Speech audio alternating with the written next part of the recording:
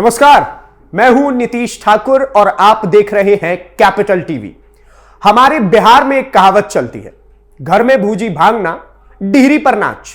इसका सीधा मतलब है, अगर हम आपको समझाएं तो वो ये है कि औकात किसी चीज की ना हो लेकिन फेंको लंबी लंबी। और शायद ये कहावत पाकिस्तान के लिए ही लिखी गई है, इसलिए तो जब उसके वो ऐसी हरकतें कर रहा है कि पूरी दुनिया उस पर हंस रही है। दरअसल हाल ही में पाकिस्तान का प्रधानमंत्री अपनी सारी झोला छाप ब्यूरोक्रेट्स को लेकर के सऊदी अरब पहुंच गया और वहां पर उसने बैठ करके चर्चा करते हुए कहा कि वो ईरान और इजराइल अमेरिका के बीच चल रहे इस जंग को रुकवा देगा। अब सुनने में हास्यास्पद तो है ही, एक तरफ जहां उसके खुद के देश में उसे टीटीपी मार रहा है, दूसरी तरफ बीएलए मार रहा है, तीसरी तरफ अफगानिस्तान मार रहा है। तो मतलब जिस देश में खुद की चार तरफ से ठुकाई हो रही हो, वो दुनिया में अमन चैन की बातें कर रहा है। ये सुनने में हास्यास्पद तो लगेगा ही। खैर, पूरी खबर पर विस्तार से चर्चा करते हैं, आपको बताते हैं कि क्या कुछ हुआ है, लेकिन उससे पहले आप हमारी ये स्पेशल रिपोर्ट देखिए। पाकिस्तान ये वही मुल्क है जहां आतंकवाद के लिए सबसे सुरक्षित जमीन है। ये वही मुल्क है जहां खाने के लाले पड़े हुए हैं। ये वही मुल्क है जहां तालिबानी लड़ाके आए दिन पाकिस्तानी सेना को ठोकती रहती है। ये वही मुल्क है जहां बलोच लिबरेशन आर्मी के लड़ाके आए दिन पाकिस्तान में अफरा तफरी मचा देते हैं। और ये वही मुल्क है जिस मुल्क पर राज इस वक्त दो बागड़ बिल्ले कर रहे हैं। लेकिन खुद के मुल्क में इतनी परेशानी होने के बावजूद भी वो दूसरे देशों में घूम घूम कर कह रहे हैं कि वो उन देशों में शांति बहाल करेंगे जो उसे इज्जत तक नहीं देते। जी हां, ईरान और इजराइल में शांति बहाल करने की बात इस वक्त पाकिस्तान सऊदी अरेबिया में जाकर के कह रहा है। यह अपने आप में हंसने वाली बात है। अपनी फजीहत करवाना कोई पाकिस्तान के बागड़ बिल्ले मुनीर और शाहबाज से सीखे। पश्चिमी एशिया में इस समय हालात बेहद तनावपूर्ण बने हुए हैं। एक तरफ यूनाइटेड स्टेट्स, इजराइल और ईरान के बीच तनाव बढ़ता जा रहा है और युद्ध का खतरा लगातार गहराता दिख रहा है। लेकिन इस पूरे संकट के बीच एक ऐसा देश भी सामने आया है जिसने खुद को मध्यस्थ के रूप में पेश कर दिया है। यह देश है पाकिस्तान। जी हां, वही पाकिस्तान जो इस वक्त खुद अपने घर के अंदर गंभीर संकटों से जूझ रहा है। वही पाकिस्तान अब दुनिया की सबसे जटिल जंग को सुलझाने की बात कर रहा है। पाकिस्तान के प्रधानमंत्री शहबाज शरीफ ने हाल ही में जेदा में सऊदी अरब के क्राउन प्रिंस मोहम्मद बिन सलमान से मुलाकात की। इस मुलाकात में उन्होंने अमेरिका, इजराइल और ईरान के बीच बढ़ते तनाव को कम करने के लिए कूटनीतिक प्रयासों पर चर्चा की। रिपोर्ट्स के मुताबिक पाकिस्तान ने सऊदी अरब से यह अपील की कि वो अपने प्रभाव का इस्तेमाल कर अमेरिका पर दबाव बनाए ताकि युद्ध को रोका जा सके और सीज फायर की दिशा में कदम उठाए जा सके। खास तौर पर पाकिस्तान ने कहा कि सऊदी अरब को अमेरिकी नेतृत्व से बात करनी चाहिए, जिसमें डोनाल्ड ट्रंप के प्रशासन पर दबाव बनाने की बात भी कही गई। लेकिन सवाल यह है कि आखिर पाकिस्तान इस पूरे मामले में खुद को इतना बड़ा खिलाड़ी क्यों दिखाने की कोशिश कर रहा है? और उससे भी बड़ा सवाल यह है कि क्या पाकिस्तान वास्तव में किसी और के विवाद को सुलझाने की स्थिति में बना हुआ है? क्योंकि अगर जमीन पर हालात देखें तो तस्वीर बिल्कुल उल्टी नजर आती है। एक तरफ पाकिस्तान दुनिया के सामने खुद को मुस्लिम देशों का समर्थक बताता है, खुद को इस्लामी दुनिया का हिमायती बताता है, लेकिन दूसरी तरफ वही पाकिस्तान इन दिनों अफगानिस्तान पर लगातार हमले कर रहा है। गुरुवार को ही पाकिस्तान ने एक बार फिर अफगानिस्तान के अंदर एयर स्ट्राइक की। जवाब में अफगानिस्तान की सत्ता पर काबिज तालिबान ने भी ड्रोन से हमला किया। यानी दोनों देशों के बीच तनाव लगातार बढ़ता जा रहा है। और सबसे हैरान करने वाली बात यह है कि यह सब कुछ उस समय हो रहा है जब इस्लामी दुनिया में रमजान का पवित्र महीना चल रहा हो। रमजान को इस्लाम में बेहद पवित्र माना जाता है। यह वो महीना है जिसमें मुस्लिम समुदाय शांति, संयम और इबादत का संदेश देता है। लेकिन इसी पवित्र महीने में पाकिस्तान अफगानिस्तान के अंदर बम गिरा रहा है। सवाल उठता है कि आखिर पाकिस्तान किस तरह खुद को मुस्लिम दुनिया का पैरोकार बताता है जब वही पाकिस्तान एक मुस्लिम देश पर लगातार बमबारी कर रहा है। क्या अफगानिस्तान के अंदर रहने वाले लोग मुसलमान नहीं हैं? क्या वो रहने वाले मासूम लोग इस्लामी दुनिया का हिस्सा नहीं है? अगर पाकिस्तान खुद को इस्लामी उम्मा का प्रतिनिधि बताता है तो फिर वो रमजान के महीने में एक मुस्लिम देश पर हमला कैसे कर सकता है?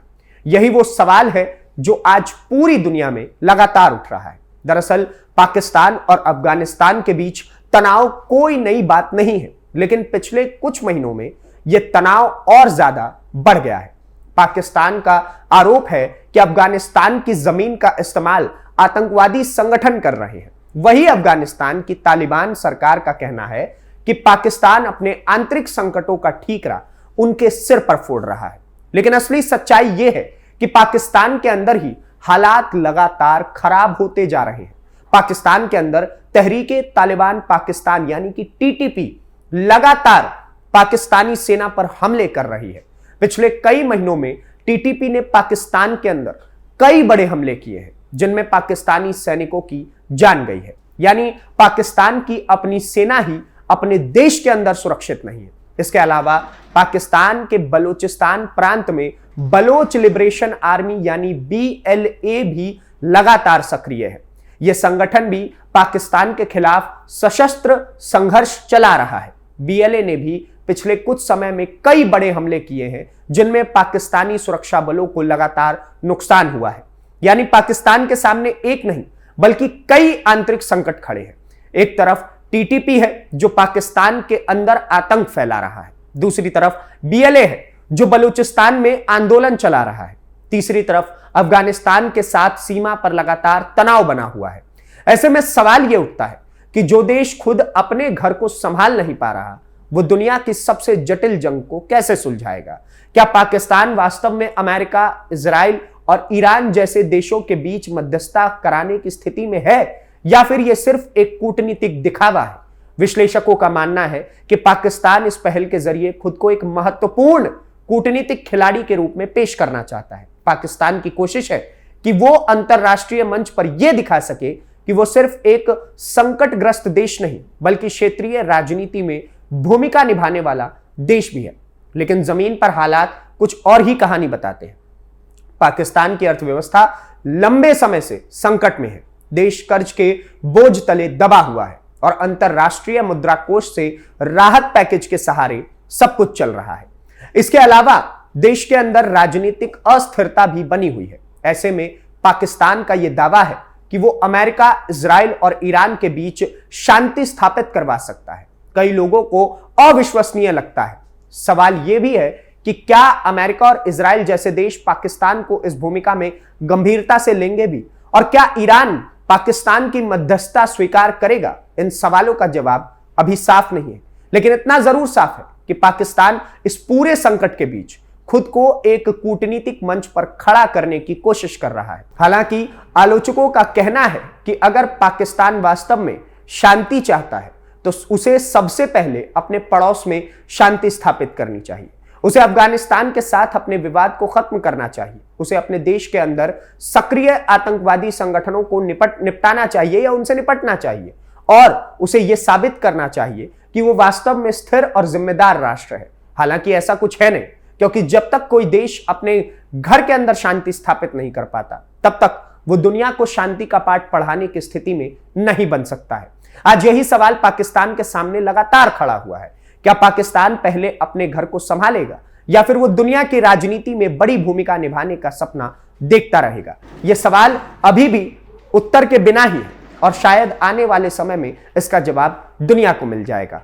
और मजे की बात देखिए कि जब पाकिस्तान के प्रधानमंत्री वहां पर जाकर के मोहम्मद बिन सलमान से यह कहते हैं कि आप अमेरिका के ऊपर दबाव बनाइए, तो यह अपने आप में कितनी ज्यादा गलत सोच पाकिस्तान की बयां करती है। क्योंकि आप अगर याद करिएगा तो यह वही पाकिस्तान है जो ऑपरेशन सिंदूर के समय में अमेरिका की गोद में जाकर के बैठता है। यह वही पाकिस्तान है जो ट्रंप के आगे हमेशा नाक रगड़ता रहता है। यह वही पाकिस्तान है जिसको वर्ल्ड बैंक से फंड आता है, और उस वर्ल्ड बैंक में सबसे ज्यादा शेयर्स रखने वाला अगर कोई देश है तो वो अमेरिका है।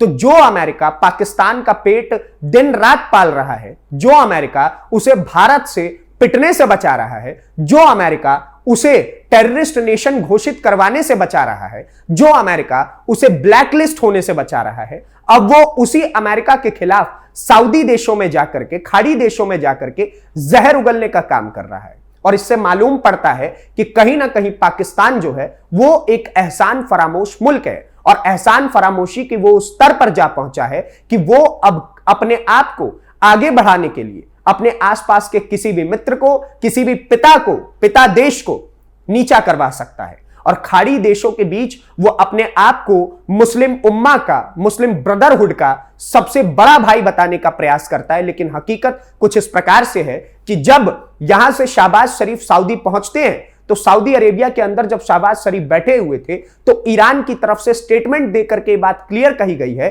कि अगर तुम सऊदी के साथ मिले, पाकिस्तान को उन्होंने साफ तौर से बात और यह चेतावनी दी कि अगर तुम जाकर के सऊदी के साथ मिले तो तुम्हारा भी हम वही हाल करेंगे जो हम इस वक्त सारे मुस्लिम सो कॉल्ड ब्रदरहुड वाले देशों का कर रहे हैं। तो ऐसे में इस वक्त पाकिस्तान के लिए बेहद गंभीर स्थिति बनी हुई है। लेकिन क्या कर सकते हैं, पाकिस्तान अपने आप को ताऊ दिखाने के कारण जगह जगह मार खाता फिरता है, डांट खाता फिरता है, और अपने आप को डिप्लोमेसी की पीक पर बताने का प्रयास करता रहता है। लेकिन हकीकत उससे बिल्कुल इत्र है, क्योंकि पाकिस्तान की खुद की स्थिति तो इतनी बदतर है कि उसके पास खाने के भी लाले पड़े हुए हैं। पाकिस्तान की खुद की स्थिति इतनी बदतर है कि तहरीके तालिबान पाकिस्तान उसे आए दिन पीट रहा है। पाकिस्तान की खुद की स्थिति इतनी बदतर है कि बलूच लिबरेशन आर्मी उसे आए दिन पीटती है। पाकिस्तान की खुद की स्थिति इतनी बदतर है कि उसे आतंकवादी जमीन बना करके अपने मुल्क को 2 वक्त की रोटी नसीब होती है। तो वो पाकिस्तान अगर पूरे विश्व में शांति स्थापित करने की बात करे तो ये अपने आप में हास्यास्पद जरूर हो जाता है, क्योंकि वो खुद पाकिस्तान ही मुल्क है जो आतंकवाद को पनाह देता है, जो आतंकवाद को उजागर करता है और पूरे देश में आतंकवाद फैला करके पूरी दुनिया को बर्बाद करता है। तो ऐसे में पाकिस्तान को इस प्रकार की बातें नहीं करनी चाहिए कि वो पूरे मुस्लिम कंट्रीज में शांति बहाल कर देगा और इजराइल के खिलाफ एक बड़ा जंग कर देगा, क्योंकि इजराइल जब चाहे वो पाकिस्तान की ऐसी स्थिति कर सकता है जिसके बारे में पाकिस्तान कभी सोच भी नहीं सकता। बाकी आपको ये वीडियो कैसी लगी, आप क्या कुछ सोचते हैं इस पूरी खबर को लेकर के हमें जरूर बताएं। पाकिस्तान की स्थिति को लेकर के ये भी हमें कमेंट बॉक्स में बताइएगा, और ईरान ने जो पाकिस्तान की तगड़ी डांट लगाई है उस पर आप क्या कुछ सोचते हैं वो भी हमें कमेंट बॉक्स में बताइएगा। और ऐसी ही वीडियोस को देखने के लिए कैपिटल टीवी को सब्सक्राइब करिए। धन्यवाद, नमस्कार, जय हिंद, जय भारत।